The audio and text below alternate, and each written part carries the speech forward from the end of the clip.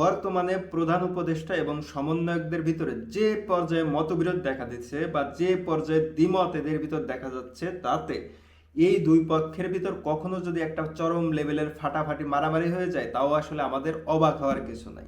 কোন কোন ক্ষেত্রে এবং কোন কোন বিষয়ে এদের ভিতর মতবিরোধ দেখা যাচ্ছে এবং চরম উত্তেজনা বিরাজ করতেছে, এই বিষয়গুলো আমি পয়েন্ট বাই পয়েন্ট বলবো।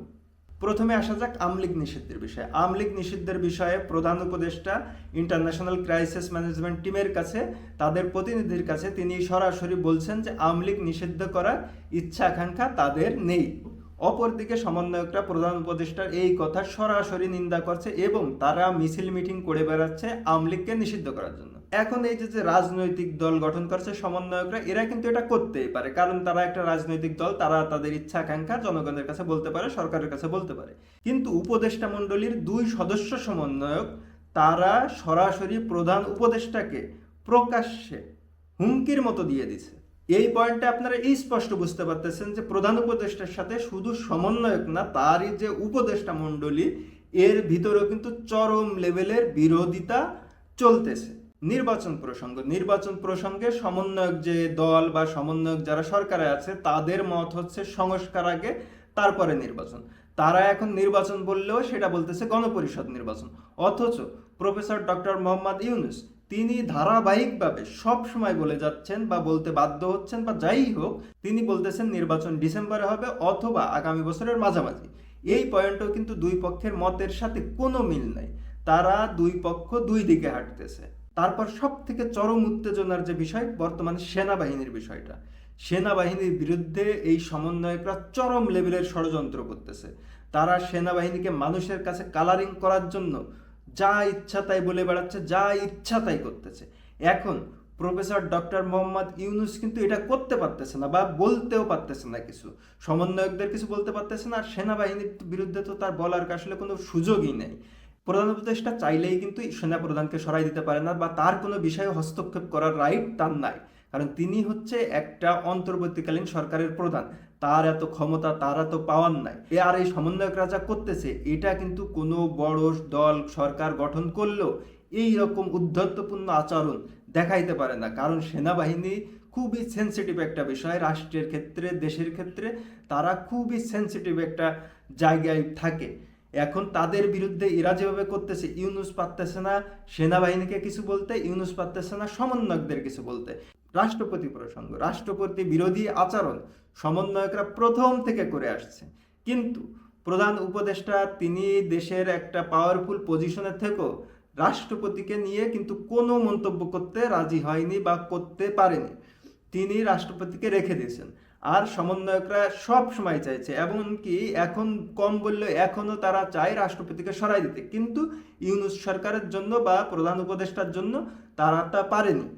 এখন এই ক্ষেত্রেও কিন্তু দুই পক্ষের ভিতরে বিরোধ সব সময় চলে আসতেছে এবং বিরোধ এখনো দৃশ্যমান। বহির্বিশ্বের সাথে সম্পর্ক রক্ষায় ইউনূস সরকার সমন্বয়কদের নিয়ে কোন জেলায় পড়ছে, এই বিষয়টা একটু বলে রাখে। বহির্বিশ্ব বা ক্ষমতাধর রাষ্ট্রগুলো বাংলাদেশের উপর সবসময় একটা প্রভাব বিস্তার করতে চায় বা করে থাকে।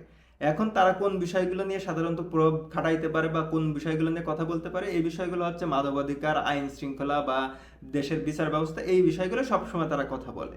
আর এই সমন্বয়করা দেশের আইন শৃঙ্খলা পরিস্থিতি থেকে শুরু করে দেশের সামগ্রিক যে কাঠামো থাকে পুরাটাই ধ্বংস করে দিয়েছে। আপনি যদি দেখেন যে মব কালচার এরা সৃষ্টি করছে। হিজবুত তাহরির মতো জঙ্গি সংগঠনকে নাহিদ ইসলাম প্রথমে এসে বাহবা দিছে। এখন এই যে পরিস্থিতি, এই পরিস্থিতিতে জঙ্গি দেখা যাচ্ছে দেশে, মব দেখা যাচ্ছে দেশে, আইন শৃঙ্খলা বলে কিছু নাই, দেশের সেনাবাহিনীর সাথে সরকারের বিরোধ, এমনকি স্বাভাবিক মানুষের যে জীবনযাত্রা, মানবাধিকার, এটা কোনোটাই রক্ষা পাচ্ছে না। এখন প্রফেসর ডক্টর ইউনূস সমন্বয়কদের কিছু বলতে পারতেছে না, আর বিদেশিদের কাছে তো এটা আসলে তার বলার কিছু থাকতেছে না। সুতরাং বিদেশিরা অনেক ক্ষেত্রে তার উপর যদি একটা অন্যায় কিছু চাপাই দেয়, সেটা তার মাইনে নিতে হচ্ছে। এবার আসা যাক দিল্লি না ঢাকা, ঢাকা ঢাকা এই প্রসঙ্গে।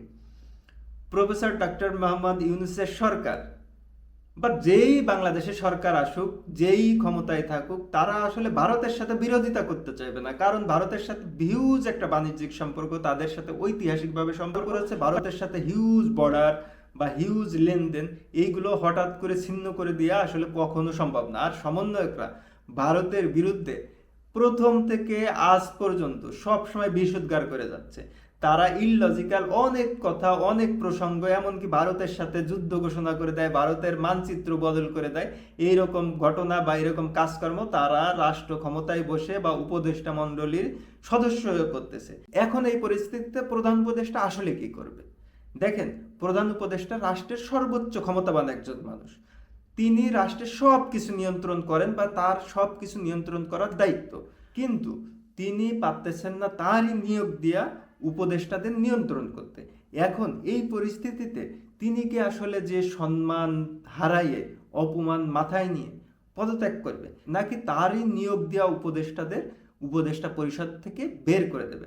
কারণ এই যে যে পরিবেশ পরিস্থিতি দেখা দিচ্ছে, এই রকম পরিস্থিতি যদি সরকারের ভিতরে থাকে, তাহলে দেশের আর যে পরিবেশ পরিস্থিতি আর যে সামগ্রিক অবস্থা, এইগুলো তো কখনো কোনোভাবেই উন্নয়ন করা বা স্বাভাবিক করা সম্ভব না।